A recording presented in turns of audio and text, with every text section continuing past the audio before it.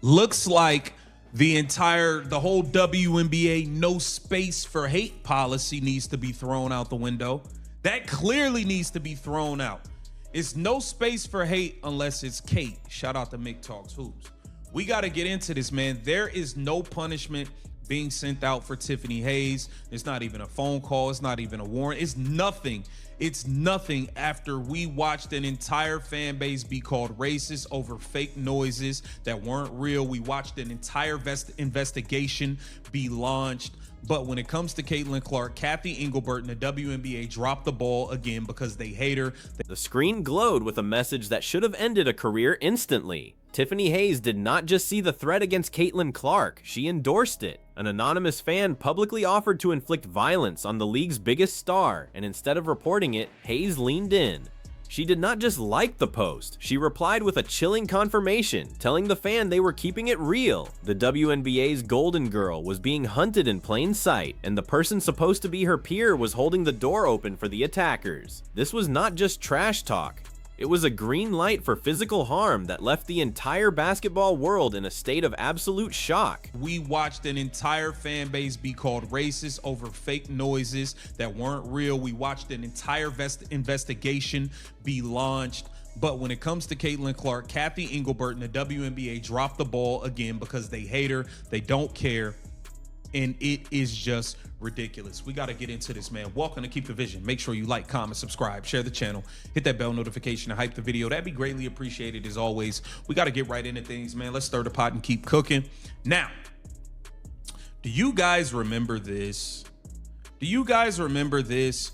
The no space for hate thing that the WNBA did. The fallout was immediate, but the silence from the league office was even louder. Caitlin Clark has been the catalyst for the greatest economic boom in the history of women's basketball, yet she is being treated like an outsider in her own house.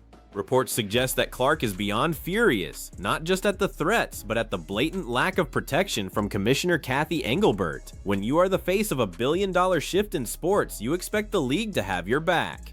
Instead, Clark is watching the very people who profit from her fame look the other way, while her safety is openly discussed as a joke by other players on social media platforms. Or else it is a huge issue for the league, and they're going to make sure to see too that doesn't happen. Okay, now let's take a look at this here. It says Golden State Valkyries' Tiffany Hayes has seemingly endorsed a fan's offer to inflict violence on Caitlin Clark after they clashed during a game last week. The pair clashed during the Indiana Fever's 90-82 victory over the Valkyries on Saturday, which saw Clark return after missing one game with a back problem. Okay, and we all know what went down there.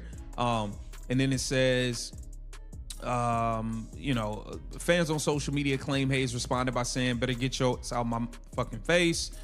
Clark taunted her. This entire scandal centers around the WNBA's much publicized no space for hate policy, which now looks like a complete farce. The league spent months preaching about community impact and protecting players from toxic discourse, but that policy apparently has a massive Caitlin Clark-sized loophole. It seems the league only cares about hate when it fits a specific narrative or protects specific veterans. When it comes to the rookie who is actually filling the seats and driving the ratings, the rules of engagement seem to vanish. It is a disgusting double standard that proves the front office is more interested in optics than the actual safety of their most valuable asset. Situation, okay? And we know Tiffany Hayes was caught on a hot mic and all of this stuff. But the problem is the WNBA is doing nothing about it, guys. They don't care. They don't care to stop anything. Everybody needs to be protected in this league except Caitlin Clark, obviously, and that's just where this league stands, man. Cathy Engelbert probably still should be fired at some point. I mean, this is just the way you handle your biggest star. This is not the way you go about it. It's absolutely ridiculous and disgusting. Now, KC went off about it. Let's take a listen. But this is not normal. The incident sparked during a high-tension game where the Indiana Fever secured a 90-82 victory over the Valkyries. Clark was already playing through physical pain, returning from a back problem that had sidelined her previously. During the game, she and Tiffany Hayes clashed on the court, which is normal for professional sports. However, what happened next was anything but professional. Hayes took the beef off the hardwood and into the digital trenches, where she seemingly endorsed a fan's offer to handle business against Clark. It was a move that bypassed competitive spirit and entered the territory of inciting real-world violence against a colleague. Threats towards Caitlin Clark. And an anonymous WNBA player not only endorsed the threat by liking it, she also replied to the threat by saying, "Girl, that's real. We keep it 100. In fairness to Tiffany Hayes, do I think this threat is serious? No. Do I think this was playful banter between a WNBA player and a fan? Probably so. But here's the problem for the WNBA. You have set a... Fans on social media were quick to capture the receipts before they could be scrubbed, but the damage was already done. Hayes was caught on a hot mic during the game saying things that would make a sailor blush, essentially telling Clark to get out of her face. Clark, never one to back down, told her to bring it on, but nobody expected the retaliation to involve social media endorsements of physical threats. This is not the behavior of a professional athlete. It is the behavior of someone blinded by a level of jealousy that has become a cancer within the league. The WNBA is watching its biggest star get targeted, and they are doing absolutely nothing. What are they going to do about this threat to Caitlin Clark? Better yet, how would the WNBA handle this situation if the roles were reversed? Exactly.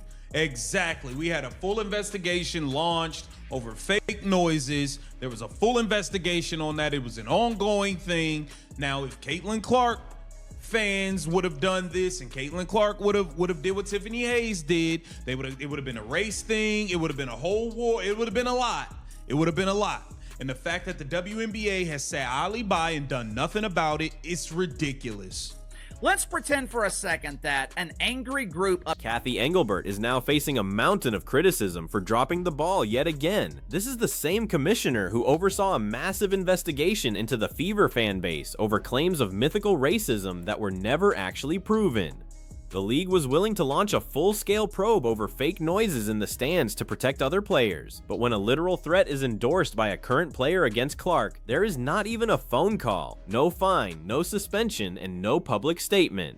It is a level of incompetence that suggests the league office might actually harbor the same resentment toward Clark that the veteran players do. Negatively online about Tiffany Hayes. Most of the comments are aimed at her poor performance on the court.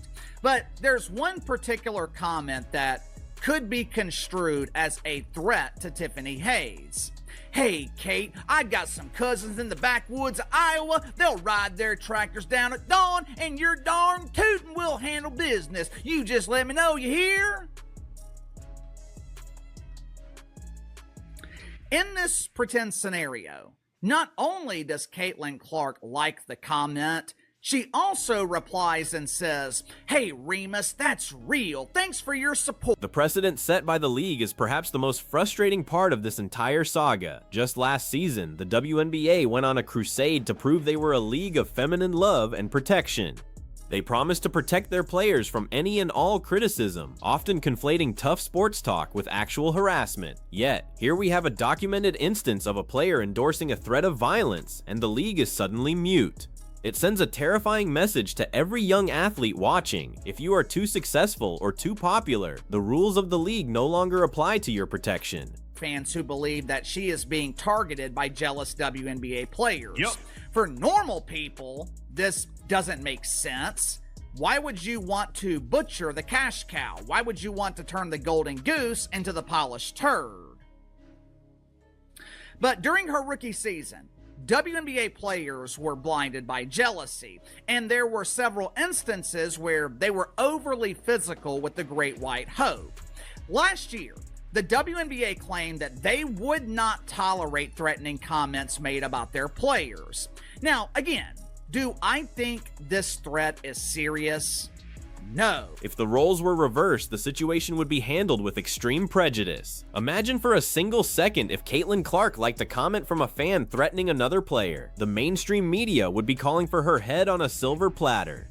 There would be discussions about her character, her upbringing, and her place in the league. Diversity deputies would be knocking on doors with warrants, and she would likely be facing an indefinite suspension. But because the target is Clark, the media remains silent, and the league office treats it like a minor social media mishap that will just blow over with time. The reality is that many WNBA players are blinded by a level of jealousy that is actively hurting the business. They are witnessing the golden goose transform the league into a global powerhouse, and instead of being grateful for the private jets and increased salaries, they want to butcher the bird. We have seen several instances during Clark's rookie season where veteran players were overly physical, bordering on dangerous. This social media endorsement of violence is just the latest escalation in a season-long campaign to break the spirit of a player who has done nothing but elevate the entire platform for everyone involved. Normal people cannot understand the logic here. Why would you want to destroy the very person who is making you more famous and more profitable? It defies all business sense. The veteran players seem to prefer the old days of empty arenas and charter flight struggles as long as they get to remain the big fish in a small, stagnant pond.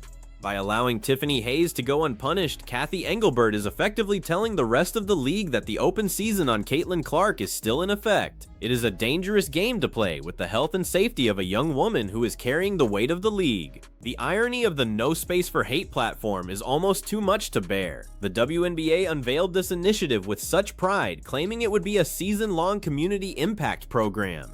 They wanted to create a safe environment for everyone, yet they have failed to create a safe environment for their own marquee player. When you have players inciting fans to attack a teammate off the floor, you don't have a league, you have a circus.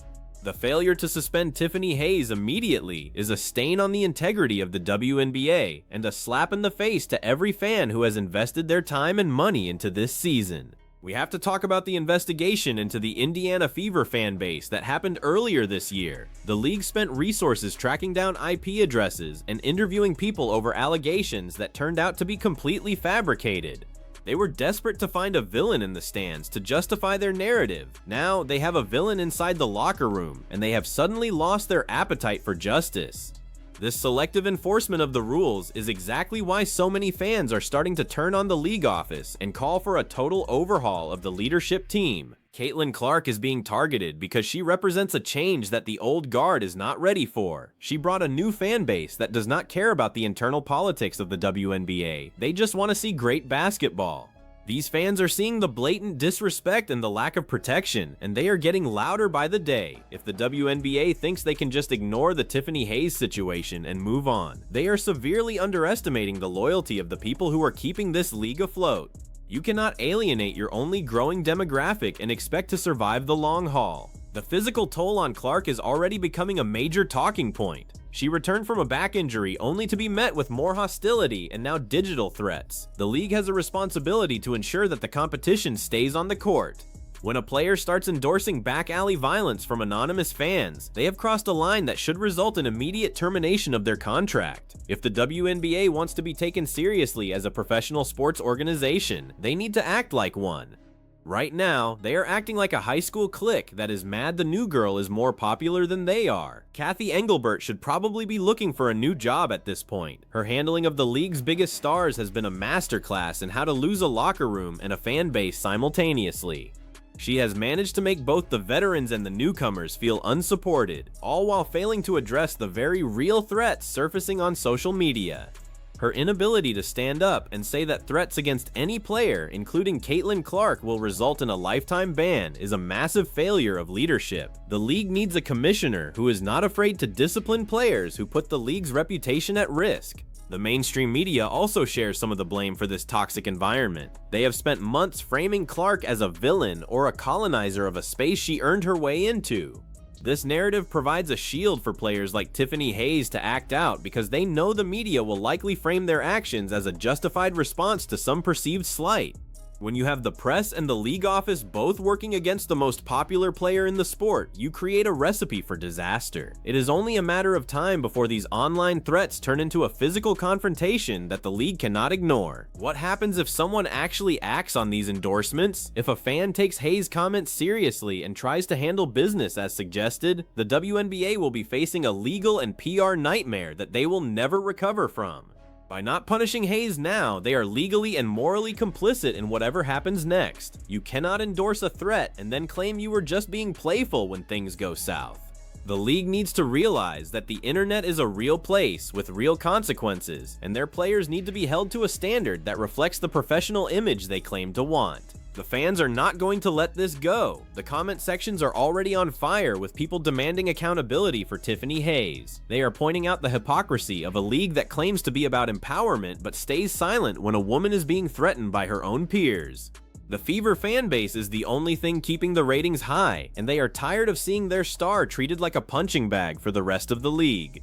If the WNBA continues down this path of selective protection, they are going to find themselves back in the dark ages of sports broadcasting very quickly. The jealousy of veteran players has reached a breaking point. They are so focused on knocking Clark down a peg that they are willing to burn the whole house down to do it. Tiffany Hayes is a veteran who should know better, but she chose to stoop to the level of a digital troll.